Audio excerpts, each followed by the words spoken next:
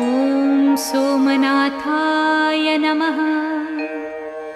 ॐ मल्लिकार्जुनाय नमः।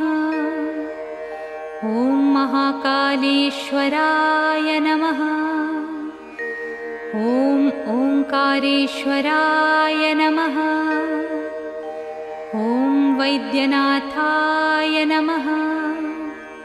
ॐ भीमशंकराय नमः। ॐ रामेश्वराय नमः। ॐ नागेश्वराय नमः।